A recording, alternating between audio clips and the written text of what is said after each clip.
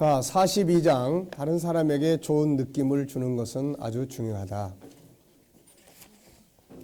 자, 강의 듣기. 당신이 가장 존경하는 사람은 누구이며 그 이유는 무엇인가?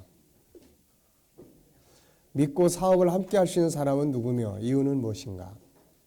당신이 가장 믿을 수 없는 사람은 누구며 이유는 무엇인가? 네. 왜 이런 판단이 만들어지는가? 이유는 간단하다. 그들에 대한 정보가 당신 속에 입력되어 있기 때문이다. 입력된 그 사람에 대한 정보는 지금 당신 속에서 그 사람에 대한 다양한 느낌을 갖게 한다. 그래서 생각 속에서 움직이기 때문에 다른 사람과의 관계에서 좋은 느낌을 줄 수 있도록 하는 것은 굉장히 중요한 거죠. 그렇다면 당신은 다른 사람에게 어떤 인물로 정보가 입력되었다고 생각하는가? 당신을 정말 믿을 수 있는 파트너로 상대방이 입력되었는가? 아니면 믿을 수 없는 사람으로 입력되었는가? 만약 믿을 수 없는 사람으로 정보가 입력되었다면 당신의 비즈니스는 실패할 수밖에 없다. 우리의 삶의 행복과 성공을 이루기 위해서는 나만의 힘으로 되지 않고 주변 사람들이 함께함으로 이루어진다. 그렇다면 중요한 것은 다른 사람 속에 나에 대해 좋은 정보가 입력되어야 한다는 점이다. 남편에게, 아내에게, 자녀들에게, 부모들에게, 친구들에게, 이웃에게, 비즈니스의 파트너들에게, 동료들에게 필요하면 피드백을 받아보자. 그리고 잘못된 정보들이 입력되었다면 그걸 삭제하고 새로운 모습의 정보를 입력하자. 예, 내가 만들어내는 나에 대한 정보들. 자, 우선 이미지가 있죠. 이미지. 그 다음에 인상. 그 다음에 말, 대화의 자세, 행동, 업무적 자세. 이런 것들이 다른 사람들이 느끼는 그런 어떤 이제 정보들이에요. 자, 이미지. 사람들은 처음 만나서 약 4초라는 눈 깜빡하는 사이에 얼굴, 표정과 외모, 말 한마디를 통해 상대방을 평가합니다. 뚝딱, 뚝딱, 뚝딱, 뚝딱. 딱 쳐다보는 순간 쫙 훑어보고, 아, 별 볼 일 없는 사람 같다.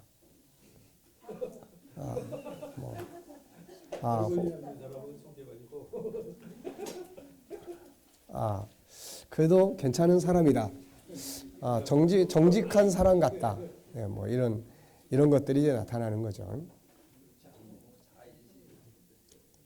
4초라고 합니다. 4초. 이유는 얼굴 표정과 외모가 비록 그 사람의 모든 걸 나타내거나 결정되어 있는 것은 아니지만 사람들은 우선 얼굴 표정과 외모를 보고 판단하는 경향이 많고 말 잘하는 사람을 환영하기 때문일 것이다. 우리는 이러한 의미에서 패션도 정략이다. 물건을 팔기 전에 자신을 먼저 팔아야 한다고 주장한다. 이는 바로 이미지 컨설팅이 얼마나 중요한 것으로 우리 생활 깊숙이 침투해 있다는 걸 알 수 있게 하는 예를 하겠다. 그러므로 우리는 이미지 시대에 걸맞는 새로운 성공 전략으로 우리 자신을 이미지 메이킹해야 한다. 성공을 위한 이미지 메이킹을 위해서는 첫째는 자신의 상태를 알아야 하며 둘째는 자신의 장점을 개발해야 하며 셋째는 첫 인상을 좋게 해야 하며 넷째는 좋은 표정을 짓기 위한 방법을 실천해야 한다. 첫 인상을 좋게 하는 방법. 나의 복장은 상황에 적당한가? 나의 화장은 상황에 적당한가? 나는 교양을 가지고 있는가? 나의 언어 구사력은 어떤가? 나는 시선 처리를 어떻게 하는가? 나는 인사를 잘하는가? 나는 상대방을 진지하게 대하는가? 자, 인상. 누구든지 찡그리는 인상이나 분노하는 인상, 철학자 같은 인상, 절망적인 인상, 환자 같은 인상, 무기력한 인상을 좋아하는 사람은 아무도 없다. 반면에 항상 웃는 얼굴, 진실한 얼굴, 온유한 얼굴, 희망적인 얼굴의 모습을 싫어하는 사람은 아무도 없다. 야구선수 유현진이 미국에 성공한 첫 번째 이유를 어떤 기자는 그가 항상 스마일 덕분이라고 한다. 자, 그러니까 처음 딱 만났는데 계속 인상만 쓰고 있어. 아니면 그냥 계속 우울해한 표정이야. 이런 사람을 좋아하고 신뢰할 사람은 많지 않습니다. 자, 옆에 사람 얼굴 좀 한번 보시죠. 김장섭 수마리. 통계만 철학자.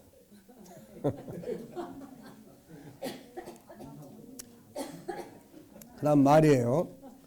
네. 말은 사람에게 깊은 정보로 입력된다. 사나운 말, 거짓된 말, 임기응변식의 말, 상처 주는 말, 진실되지 못한 말, 아무 말이나 막 하는 말, 더러운 말, 비판과 부정적인 말을 토해내는 사람이 좋은 정보로 입력될 수는 없다. 반대로 진실한 말, 배려의 말, 예의 바른 말, 상대방을 이해하는 말, 희망을 주는 말, 위로와 격려의 말, 칭찬하는 말, 용기를 주는 말, 장점을 찾아주는 말을 사용하는 사람은 상대방에게 좋은 정보로 입력된다. 네 번째, 대화의 자세. 대화의 자세 역시 상대에게 주는 정보는 중요하다. 무관심한 자세, 비웃는 듯한 자세, 엉뚱한 제스처, 잘못된 습관들이 나타나는 자세, 무례한 자세들은 상대방에게 나에 대해서 나쁜 정보를 심게 된다는 걸 기억하자. 행동, 함께 밥을 먹고 함께 지내보면 그 사람에 대한 현상들이 나타난다. 만나는 사람이 예의가 없고 품격이 없으면 금세 실증이 나게 마련이듯 이 세상 어느 누구도 예의 없는 사람을 좋아하는 사람은 없다. 사람들 간의 예의를 갖춰야 한다. 함부로 대하거나 무시해서는 안 된다. 예절은 사람의 인격을 담는 그릇이다. 사람은 끼리끼리 어울린다. 사람을 무례하게 대하면 소인배들이 모여든다. 그러나 예의를 갖추어 상대방을 대하면 자신보다 더 뛰어난 사람과 교제할 수 있다. 실력 이전에 먼저 예의를 갖춰라. 품위를 지켜라. 신경 쓰지 않아도 될 사소한 것이라고 우습게 여겨서는 안 된다. 단정한 옷차림, 부드러운 미소, 듣기 좋은 목소리, 절도 있는 동작, 상대방에게 맞장구를 치면서도 분명한 말솜씨, 하나하나가 사람의 마음을 붙잡는 요소다. 친한 사이일수록 예의를 잃어서는 안 된다. 인간관계를 오래 유지하기 위한 비결 중 하나는 아무리 친한 사이라도 최소한의 예의는 지키는 것이다.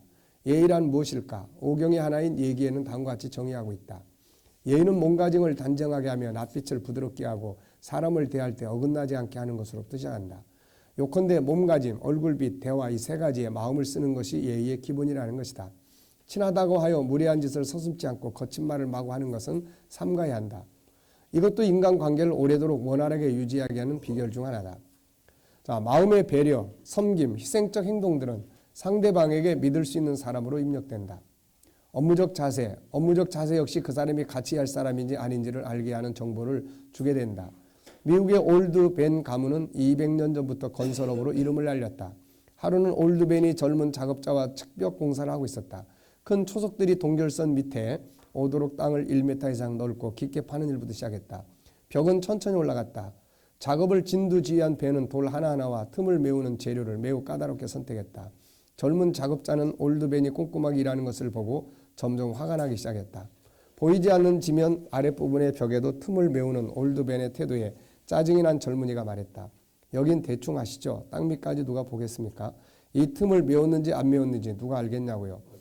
노인은 깜짝 놀란 표정으로 젊은이를 바라보며 말했다. 내가 알고 있네. 자네도 알고. 인격이란 아무도 보는 사람이 없을 때 우리가 하는 행동이다. 기본기가 닦이지 않는 사람이 큰 목표를 성취하는 사람은 없다. 업무적 자세에서 좋은 정보를 상대방에게 입력시키고 싶거든 다음과 같이 해보라. 주도적, 신실성, 충성심, 윈윈의 자세, 알파 플러스의 자세, 열정, 상대방과의 신뢰 유지, 시간 관리의 철저 등 다음의 사람들을 연구해보자. 보디발 장군은 왜 요셉을 집안 총무로 삼았을까? 그것은 요셉이 보디발 장군에게 좋은 정보로 입력되었기 때문이다. 요셉의 어떤 면이 보디발 장군에게 좋은 정보로 입력되었을까? 다리오 왕은 왜 다니엘을 그토록 신임하고 일을 맡겼을까? 역시 다니엘에 대한 좋은 정보가 그에게 입력되었기 때문이다. 그렇다면 다니엘의 어떤 부분들이 다리오 왕에게 좋은 정보로 입력되었을까? 피드백 받아보기. 자기를 발전시키고 다른 사람들의 호응을 얻기 위해서 필요한 것 중에 하나가 바로 자신에 대한 피드백 받아보기다. 자기 모습을 자기가 보고 고치기는 쉽지 않다. 그래서 다른 사람들의 조언이 필요한데 이것이 자기 피드백 받기다. 조 해리의 마음의 창문. 미국의 심리학자 조세프와 그 다음에 해리 또 인함에 의하여 개발된 내용이에요. 그래서 조 해리라고 합니다. 인간관계에서의 자기 노출과 피드백의 중요성을 강조한다. 인간관계에 있어서 나에 대한 정보를 타인에게 알려주는 것 못지않게 나에 대한 타인의 생각이나 감정을 잘 아는 것 역시 중요하다. 조 해리 창은 개인의 자기 노출과 타인의 피드백에 따라 네 영역으로 구분된다. 첫째, 개방 영역. 나에 관한 정보를 나도 알고 다른 사람도 알고 있는 영역이다. 나도 알고 다른 사람도 다 알고 있어요. 둘째, 맹인 영역. 다른 사람들은 잘 알지만 나는 모르고 있는 나의 정보를 의미한다. 이게 이제 가장 큰 문제예요. 네. 내 이빨 사이에 고춧가루가 껴 있는 걸 누구나 다 알고 있는데 나만 모르는 거예요, 지금. 그래서 막 입을 벌린 채 막 열심히 열변을 토하고, 더군다나 거기다가도 이제 남의 그러면서 다른 사람의 흉을 잔뜩 봐가면서, 내가 누구하고 이야기를 하는데 글쎄 내 그 친구가 말이야 입에다 고춧가루 낀 채로 그냥 이야기하고 있는데 막 정말 꼴볼견이고 막 이게 맹인 영역이에요. 그 다음에 숨긴 영역. 나는 알고 있지만 다른 사람은 알지 못하는 비공개 영역이다. 넷째, 미지 영역. 남들은 물론 나 자신도 모르는 나의 부분을 의미한다. 자, 당신은 어떤 상태에 있는가? 이 중에서 가장 큰 문제 영역은 맹인 영역이다. 다른 사람은 다 나의 잘못된 부분을 알고 있는데 자신만 모르는 상태다. 자신 때문에 다른 사람들이 힘들어하는데 자신만 모르는 상태라면 이거 아주 심각한 상태다. 나 때문에 다 힘들어해요. 근데 그걸 자기만 모르는 거예요. 이게. 네. 이런 상태라면 관계가 망가지는 건 물론이고 그가 비즈니스를 하고 있다면 이 사람의 비즈니스는 실패할 가능성이 크다. 자기 눈에 눈곱이 끼어 있고 이빨에는 고춧가루가 끼어 있는데 이것을 다른 사람은 다 알고 자기만 모른다고 생각해봐라. 그래서 피드백이라는 건 반드시 필요하다. 때로는 자존심이 상하기도 하지만 주변 사람들이 자기에 대한 올바른 평가를 아는 것은 성공적인 삶을 만드는 데 있어서 너무나 중요한 것이다. 그래서 잠언에서는 다른 사람의 훈계가 필요하고 이것을 잘 소화하는 자가 지혜로운 사람이라고 설명한다. 잠언 4장 13절 훈계를 굳게 잡아 놓치지 말고 지키라. 이것이 내 생명이니라. 훈계를 지키는 자는 생명길로 행하여도 징계를 버리는 자는 그릇 가느니라. 자, 그러니까 모든 건 생각의 기능 속에서 움직이기 때문에 내가 다른 사람의 생각 속에 어떻게 인식되고 있느냐 하는 거 이거 굉장히 중요한 거예요. 이게. 그렇죠. 그러니까는 이제 상대방에게 이제 나에 대한 느낌을 좀. 근데 보통 우리는 칭찬만 하지 어떤 문제점이나 이걸 겉으로는 잘 이야기를 안 해요. 안으로는 막 속으로는 비난하고. 네. 그래서 진실한 피드백이 필요해요. 그러니까 그 이유는 그 사람이 들을 줄 알면은 괜찮은데 안 들으려고 하는 사람한테 피드백 받아 그리고 이야기 딱 해주면은 나중에 이제 송 목사님, 김 목사님 관계가 완전히 깨지는 거죠. 네. 자, 나에 대한 정보, 좋은 정보를 입력시키기 위해서 필요한 것들은 무엇입니까? 자, 첫째는 이미지예요. 그 다음에 인상, 네. 대화의 자세, 행동, 업무적 자세예요. 네. 내 안에 믿고 그래서 자 자기 이미지는 주로 어때요? 다른 사람들한테 이미지를 딱 보일 때 여기에는 뭐 복장이나 화장이나 교양이나 뭐 여러 가지 다 있습니다. 인상. 그래서 집에서 심각해 있다가도 사람을 만나러 갈 때는 인상을 빨리 바꿔야 됩니다. 네, 안 그런 척하고 네, 밝게 다. 네, 거울. 그래서 수시로 거울 보잖아요. 여자분들 딴 사람 할 때 뭐 화장도 굳히고 뭐 또 하고 막. 자, 그 다음에 이제 뭐예요? 이제 말. 네, 말. 말이 또 아주 참 말을 이쁘게 하면은 기억에 남아요. 근데 말을 아주 엉망진창으로 하는 사람도 역시 기억에 남습니다.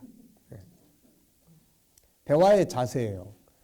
그냥 수줍어만 또 아니면 상대방의 말에 경청하는 게 아니라 자꾸 잘라서 끼어들고 뭐 이제 이런 거. 자, 그다음에 이제 행동이죠. 이제 신뢰 관계에 대한 서로 약속을 했는데 막 안 지키고 또 그런 부분들에 대해서 뭐 이제 잘 행동도 하지 않고 이런 것들이에요. 자, 그다음에 이제 업무적 자세입니다. 업무적 자세. 일을 맡겼는데 그 업무에 대해서 이제 처리해 나가는 그런 이제 자세. 맨날 이제 뭐 수동적인지 기계적인지 이런 사람들을 좋아할 사람은 아무도 없는 거예요. 그러니까 이런 것들이 상대방에게 보여주는 나에 관한 정보예요, 이게. 그래서 내 정보를 상대방에게 어떻게 입력을 시켜주느냐 하는 것은 굉장히 중요한 것이죠, 이게.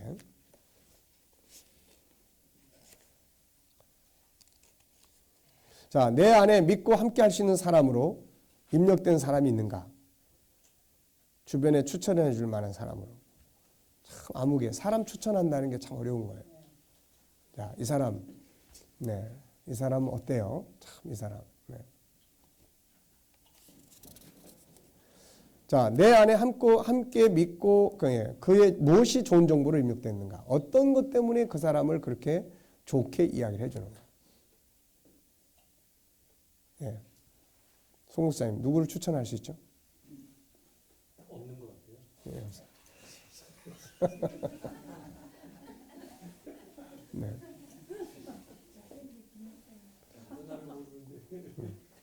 김 목사님은 누굴 추천하시죠? 어때요? 어디가 추천? 그러니까 누군가에게 이 사람 정말 믿을 만한 사람이다라고 추천할 수 있는.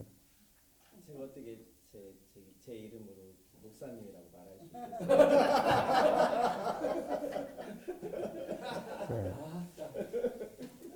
네. 아주 만만치 않습니다. 네. 홈런이다 홈런. 예, 나는 여러 가지 면에서 다른 사람들에게 어떤 모습으로 입력되었을지 생각해 보자. 예, 조엘이의 창문. 창의 첫째는 뭐예요? 네 가지인데 첫째는 뭐예요? 네. 개방은 뭐예요? 두 번째는 이건 뭐예요? 다 아는데 나만 모르는 거. 네. 네, 이건 뭐예요? 네. 자기 비밀을 숨기는 거죠. 그 다음에 네 번째는 네.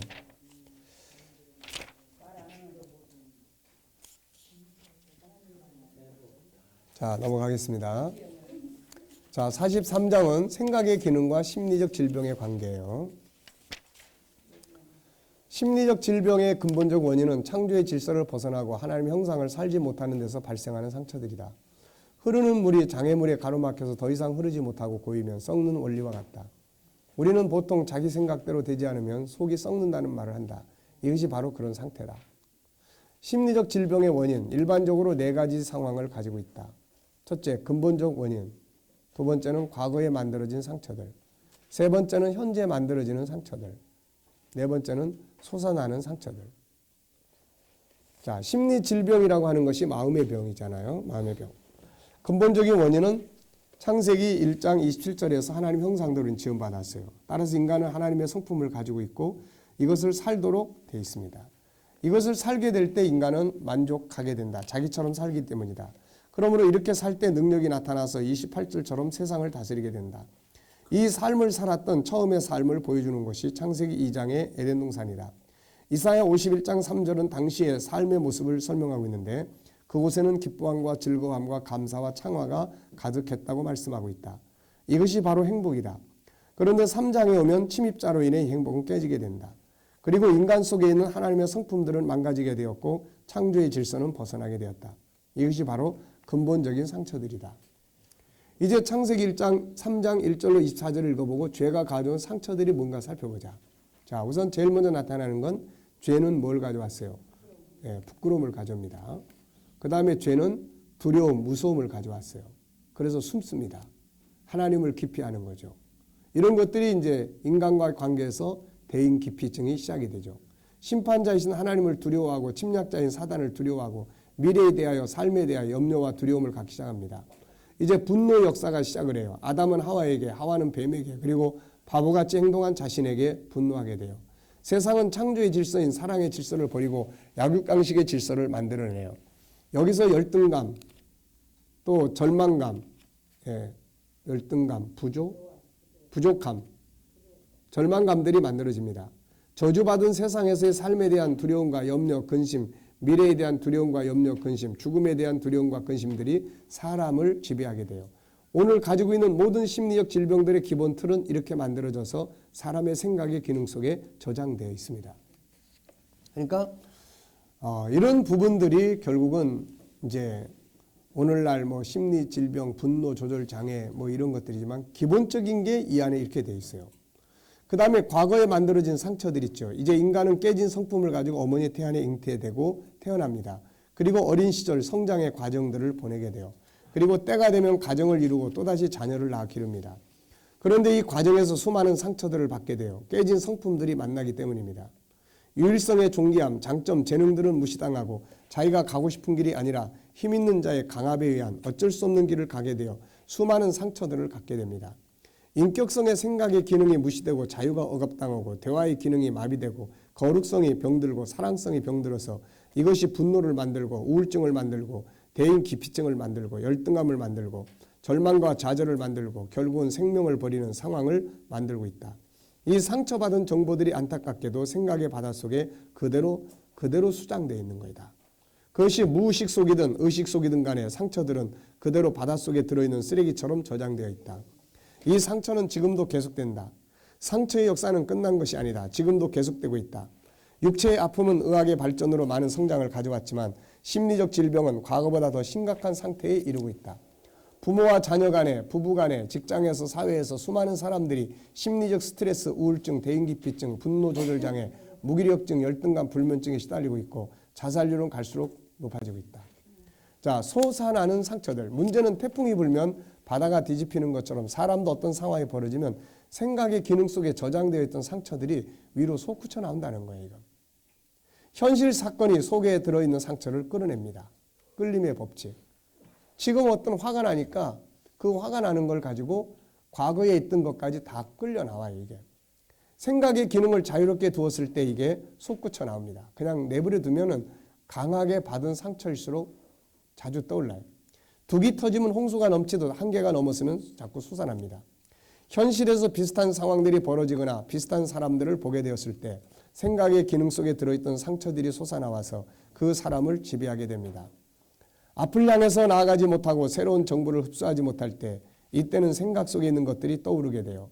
강하게 받은 충격적 상처들로부터 나타납니다. 둑이 터지면 홍수가 넘치듯이 상처나 억압을 받아들이는 한계점에 도달했을 때 터져 나옵니다. 심리적 질병은 안에서 곱는 경우도 있고 밖으로 터져 나오는 경우도 있어요. 치료의 방법. 자, 우선 본질적 정보를 끌어내요. 우선.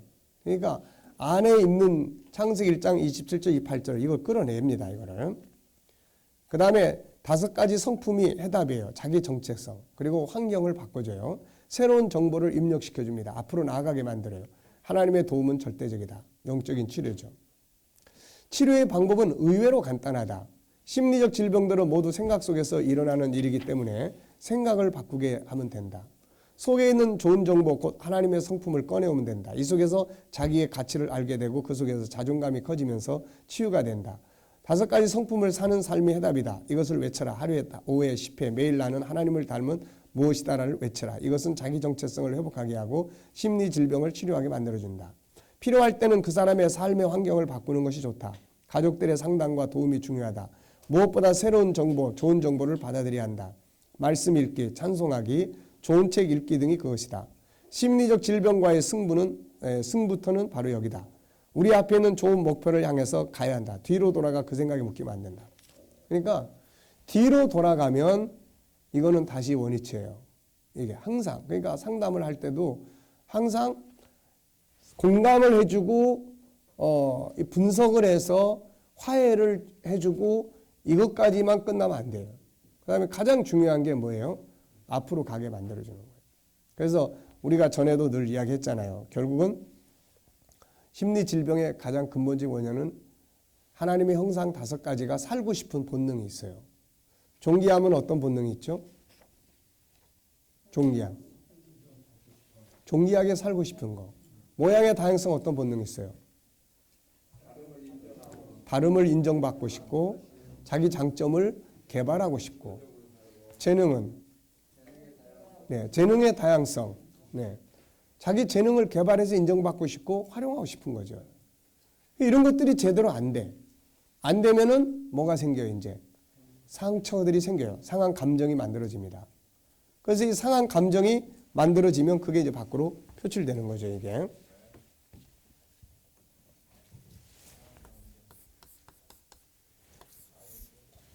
네. 자, 이거 아주 우리 수도 없이 이야기했죠.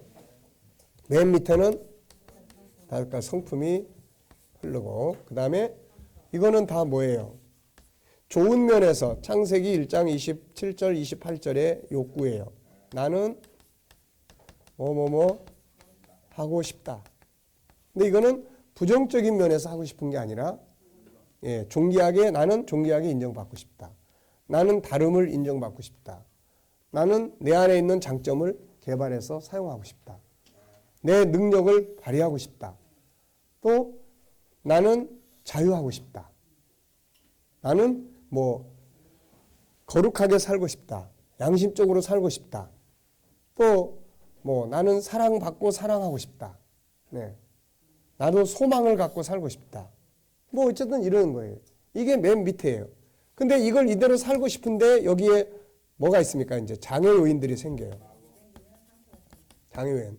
뭐 사람이든지 아니면은 또 뭐 환경이든지 경제적 여건이든지 이걸 못해. 그러니까 하고 싶은 것이 억제되니까 여기에 뭐가 생겨요? 상한 감정이에요. 그래서 이것을 가리켜서 마음의 병이다 이렇게 이야기합니다. 그리고 이제 이게 밖으로 어떻게 돼요? 이게 표출되는 거예요. 그래서 이게 살고 싶은 대로 살면 여기 어떤 것들이 밖으로 나타나요? 좋은 게 나타나겠죠. 예, 행복하고 뭐 만족스럽고 기쁘고 감사하고 사랑하고 뭐 이런 것들이 이제 좋은 것들이 나타나요. 그러니까 그런 환경 속에서 성장을 하면 좋게 좋은 모습으로 길러지는 거고, 근데 이제 이런 상태가 되면 뭐 분노, 그 다음에 대인 기피, 또 뭐 우울, 또 뭐 이제 뭐 공황 장애, 또 무기력, 그 다음에 자포자기, 자기를 버려버리는 이런 거예요. 그러니까 이런 것들이 이제 나타나는 거예요. 이제.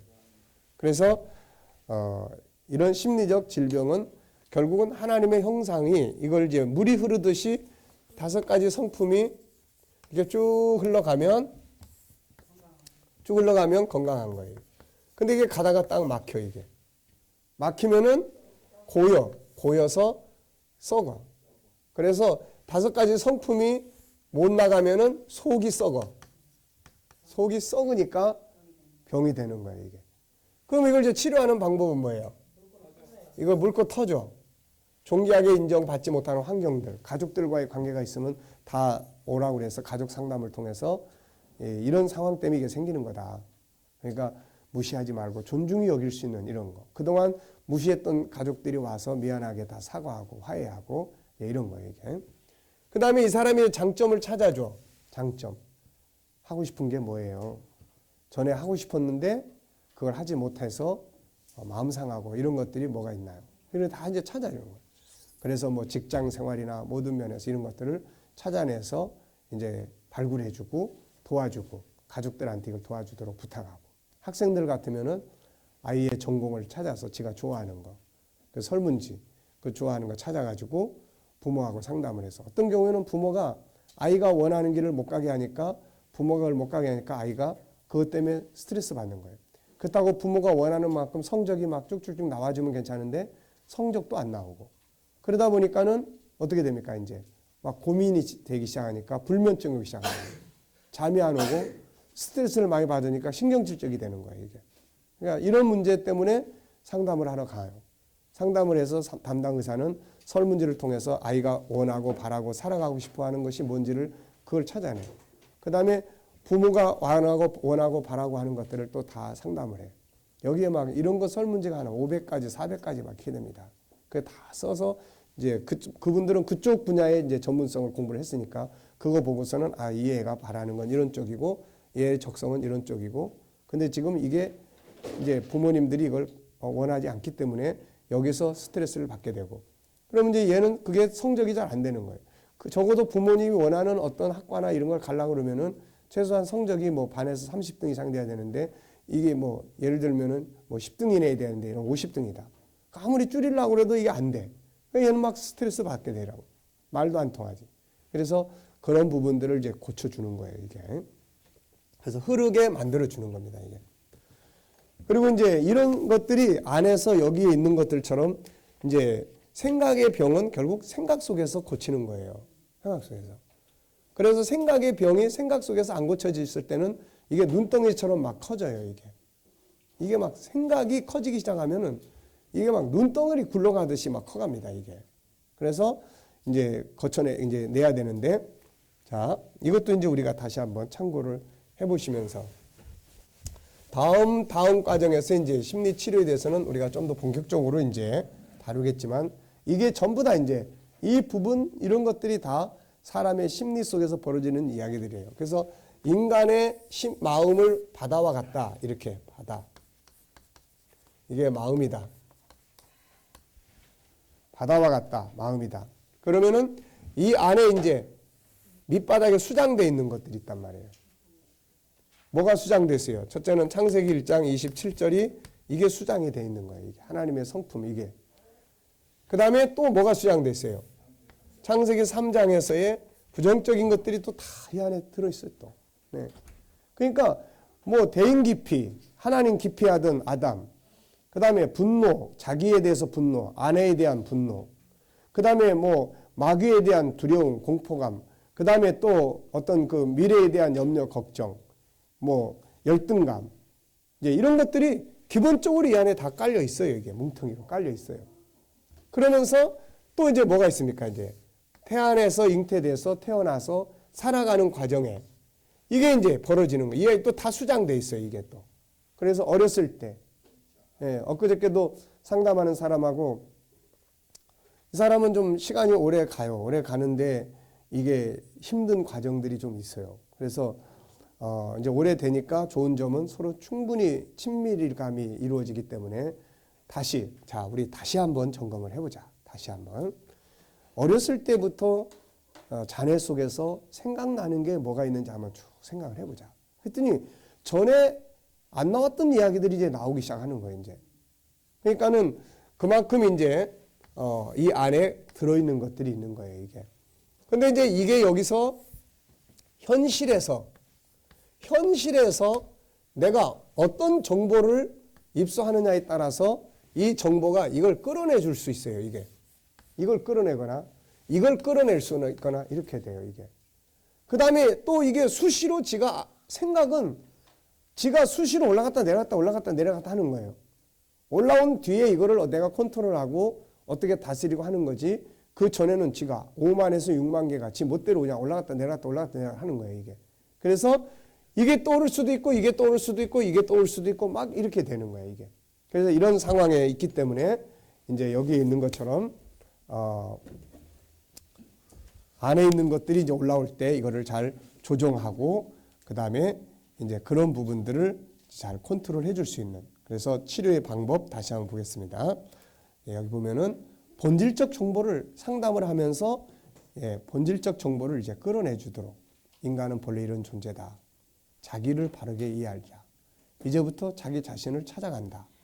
그리고 5가지 성품의 해답이고 환경을 바꿔주고 새로운 정보를 좋은 것들을 찾아내주고 앞으로 나가게 만드는 거예요. 그 자리에 멈춰 있거나 미래로 가지 않고 앞으로 나가게 만드는 거예요. 그러면서 이제 특히 우리는 세상과 다른 점이 뭐예요? 이제 우리는 세상과 다른 점이 우리는 영적 치료가 이제 이루어질 수 있는 거죠. 이게. 그래서 기도하게 만들고 성경 암송 프로그램 짜주고 이런 거예요. 자, 그래서 속에 있는 좋은 정보를 이제 꺼내 오면 된다. 이 속에서 자기의 가치를 알게 되고 그 속에 자존감이 커지고 치유가 됩니다. 5 성품에 대한 훈련이에요.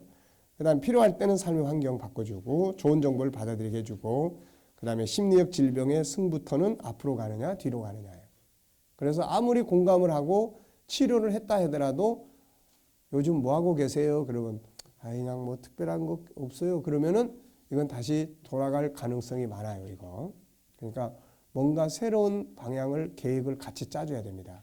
같이 짜서 그 일을 진행할 수 있도록 해주는 게 필요해요. 그리고 이제 하나님과의 관계죠. 영국 의학협회가 주최한 연설에서 어떤 유명한 의사가 다음과 같이 말했다. 제가 지금까지 발견한 가장 좋은 약은 기도입니다. 마음의 고통에 대해 일생 동안 마음을 쏟아온 한 사람으로서 불면증이나 우울증과 같은 심적 고통을 없애기 위한 예방 조치 가운데 단순한 기도의 습관이 의심할 여지 없이 으뜸이라는 것을 말하고 싶습니다. 기도는 인간에게 알려진 어느 치료제보다 더 인간의 마음을 진정시키고 영혼을 강하게 합니다. 기도는 정신적, 육체적 건강에 좋은 처방이 될 수 있으며 이것들보다 훨씬 중요한 다른 유익을 줍니다. 기도는 영적 승리를 위한 강력한 무기인 것입니다. 자, 심리적 질병의 4가지 상황, 이런 건 다 외우라 그러면 좀 그렇고 꼭 기억을 해 두셔야 됩니다. 왜냐하면 의사가 이런 걸 모르면은 이게 심리치료 의사가 될 수가 없죠. 당연히. 자, 4가지 상황은 뭐예요? 첫째, 근본적 원인 뭡니까? 뭐예요? 창세기 3장의 원인이에요. 3장. 그 다음에 2번째 원인은 과거에 어머니 태에서부터 예를 들어서 아이가 엄마 태 안에 잉태가 됐어요. 근데 원하지 않는 임신이에요. 그러면은 밖에서 엄마가 아빠가 둘이 아유 우리 형편에 맞지도 않는데 우리 그냥 지읍시다. 그러면 이 아이한테는 지금 뭐 하자는 이야기로 들릴까요? 죽이자는 이야기로 들려오는 거예요, 이거. 네. 그리고 아빠가 와서 엄마를 구타를 해. 그러면 이런 것들이 아이에게는 뭘로 성장합니까? 네. 공포감이 우선 작용을 하겠죠. 그 다음에 아빠에 대한 분노가 커지겠죠. 아빠에 대한 분노가 커질 뿐만 아니라 남자들에 대한 분노가 커지게 되겠죠. 그 다음에 또 엄마에 대한 분노가 일어나요. 엄마는 왜 이렇게 맨날 당하고만 사나. 그러니까 이런 것들이 안에서부터 요즘에는 이제 이런 의학과 과학이 발전하면서 이런 부분들에서 굉장히 많이 그 엄마와 태아의 관계가 얼마나 깊이 있게 유지가 되고 있는지 이런 것들을 이렇게 발견해내고 있습니다. 그래서 굉장히 밀착되어 있는 거죠, 이게. 그 다음에 태어나서 가정 생활을 해 나갈 때 가정 속에서 그리고 뭐 학교 생활 속에서 이런 것들이 다 이제 과거에 만들어진 상처들이에요. 그 다음에 또 뭐가 있습니까, 이제? 현재 만들어지는 상처들이 있어요. 계속, 네, 가정에서 상처 싸매려고 결혼을 했는데 부부지간에 더 상처만 주고, 그러니까 이런 부분들에 직장에 가서 매일매일 얻어 터지고 그냥 수많은 상처들 속에서 그리고 살고 있고, 네.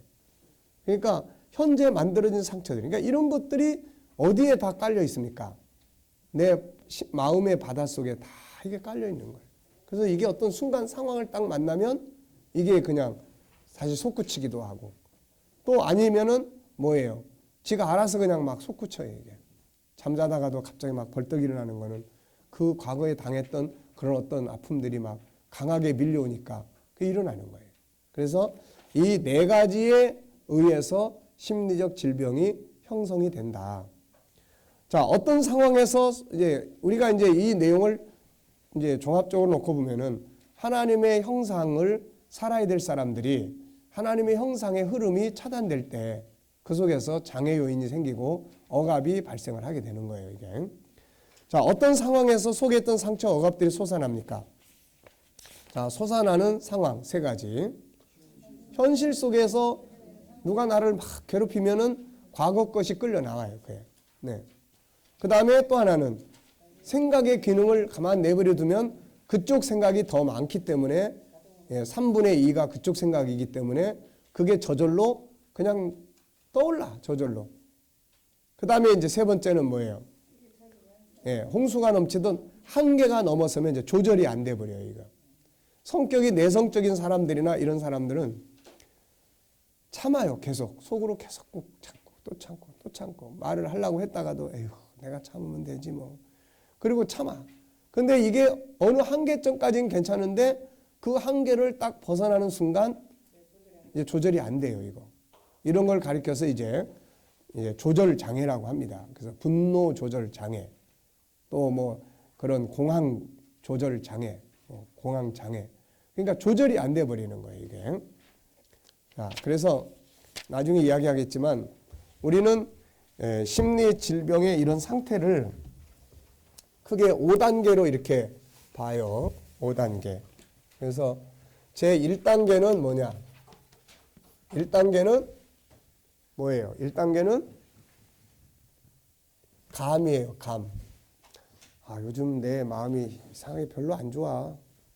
뭐 괜히 뭐 날씨만 나빠도 우울해지는 것 같고, 뭐 이거는 우울감. 네. 근데 2단계는 뭐냐? 이게 이제 이런 것들이 몇 달 지속되고 막 이렇게 되면은 이게 이제 병이 돼요, 병이. 근데 이때는 이제 상담이나 이런 걸 통해서 쉽게 치유가 가능한 시점이에요, 이게. 자, 그 다음에 이제 3단계쯤 갑니다, 이제. 3단계쯤 가면은 이게 조금 더 깊어지죠, 이제. 이게 조금 더 깊어집니다.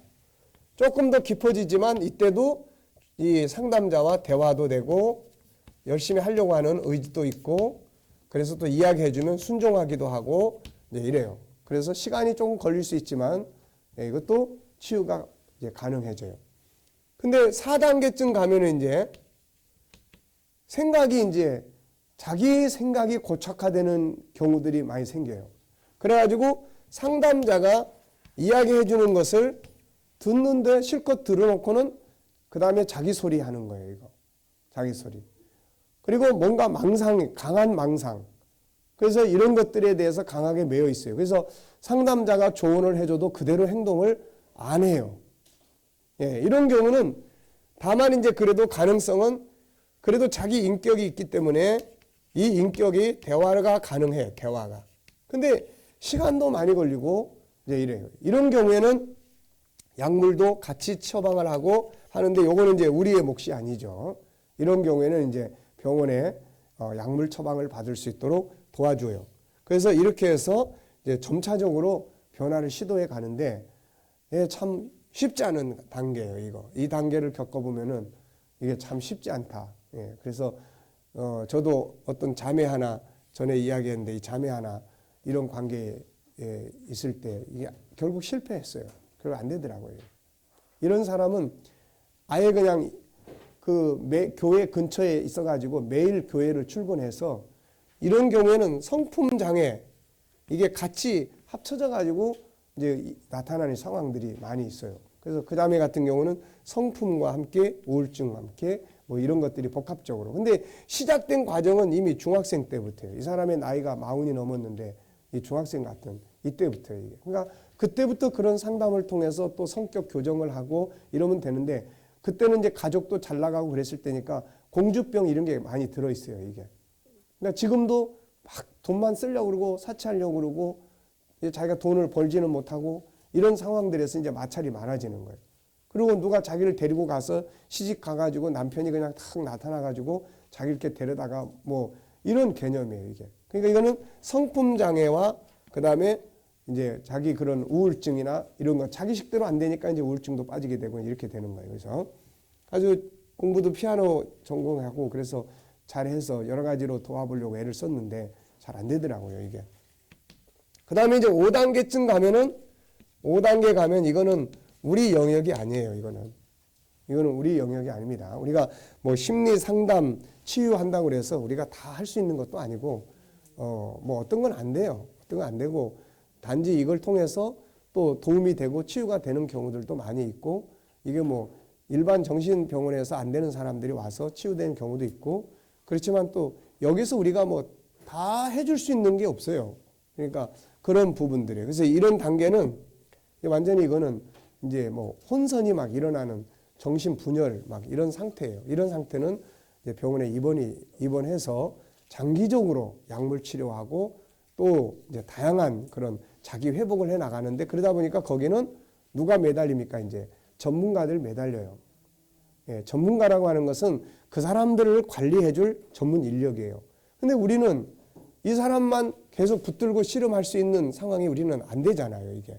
그러니까 그런 상황들이 이제 됩니다. 그런데 이런 모든 것들이 어느 날 갑자기 딱 5단계로 확 가버린다. 이런 경우는 많지 않습니다, 이게. 그냥 뭐 갑자기 어떤 특별한 충격을 확 받거나 막 이러면 몰라도 그렇지 않은 상태에서는 보통 여기서부터 출발하는 거예요. 그래서 우리가 제일 중요한 게 뭐예요? 이제 예방이에요, 예방. 그래서 예방 중에서 가장 중요한 것이 뭡니까? 그러니까 우선 예방하기 위해서는 하나님의 성품, 예, 이거 다 이런 거 공부해서 자존감 높여주는 거예요, 이게. 대체적으로 어제도 이야기했지만은 우리가 존귀함의 영역 이런 거 공부하면은 자존감이 높아져요, 이거. 자기 자존감이. 이런 것들이 높아지면 자신감도 생기는 거고 그런 거예요. 그 자존감이 높아지고. 그 다음에는 신앙생활이죠, 신앙생활. 이런 건 다 주일날 교회 와서 설교를 들어요. 그 은혜를 받아요. 어떤 경우는 막 눈물이 글썽글썽해져요. 이게 지금 눈물이 글썽글썽해진다고 하는 것은 뭘 말합니까? 그만큼 이 사람이 일반 사람보다 마음이 아픈 상태에서 교회에 와 있는 거예요. 그런데 자기에게 위로가 되는 말씀, 소망이 되는 말씀을 딱 들으니까 뭔가 치유가 되는 거야, 이게. 그래서 신앙은 아주 중요한 예방입니다, 이거. 그래서 신앙생활만 잘해도 그런 문제들에서 예방할 수가 있어요.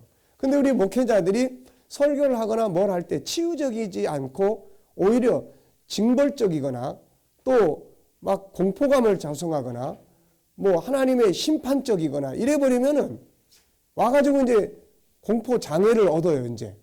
네. 그리고 마음의 상처를 받고 갑니다. 이런 것들이. 그러니까 우리가 목회 영역에서 설교를 하거나 뭘 할 때 내 설교나 내 예배 인도하는 방식이 치유 쪽이냐 아니면은 오히려 정죄 쪽이냐. 예, 정죄하는 거나 이런 게 많아지면은 그거는 예, 굉장히 심리적 질병에 자꾸 부채질하는 거예요, 이거. 그래서 이런 부분들. 네. 그래서 어떤 사람은 교회만 가려고 그러면 막 혈압이 올라간다든지, 왜냐하면 교회 가서 맨 싫은 소리만 들으니까 이런 것들이 생기는 거예요, 이거. 그래서 이런 부분들의 신앙생활. 그래서 예방, 그 다음에는 뭡니까, 이제? 예방, 치유. 치유는 이제 상담을 통해서 이제 이루어지는 거예요.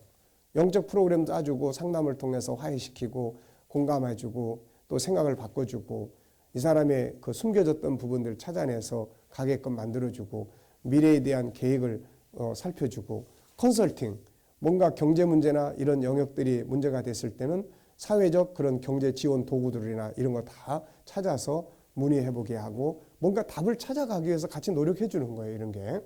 그리고 이제 뭐 기도 프로그램 이런 것들이에요. 그리고 이제 치유. 그래서 문제는 이제 상담을 잘 해야 되는데 성도들이 상담을 꺼린다는 거예요, 이거. 성도들이. 좀 목회자에게 상담을 좀 수시로 하고 하면 괜찮은데 이게 상담을 꺼린다는 거예요, 이게.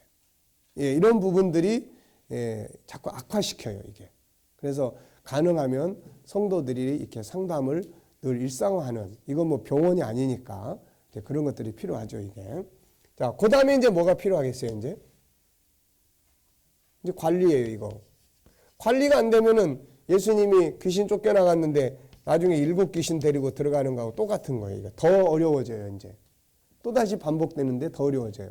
그래서 저렇게 치유가 됐어도 그 다음에 우리가 수술했어요. 어때? 아파가지고. 수술했으면 그 다음에 어떻게 해야 됩니까? 관리해야 돼요, 이제. 건강관리, 혈압관리, 또 뭐 음식관리 뭐 다 해야 됩니다, 이런 거. 그러니까 마음의 질병도 똑같은 거예요.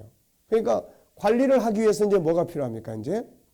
관리를 하려면 5가지 성품 공부도 하고 누군가에게 가르치고 봉사하게 하고 뭐 같이 이제 자기가 가졌던 경험들을 가지고 또 봉사도 하게 하고 뭐 다양하게 이제 일에 참여도 하고 말씀도 배우고 이제 이런 활동들을 하게끔 만들어 주는 거죠, 이게. 그래서 그런 다양한 것들을 통해서 이제 치유되고 그다음에 관리하도록 이렇게 하게 됩니다. 자, 잘 이해되셨죠? 자, 10분간 휴식하겠습니다.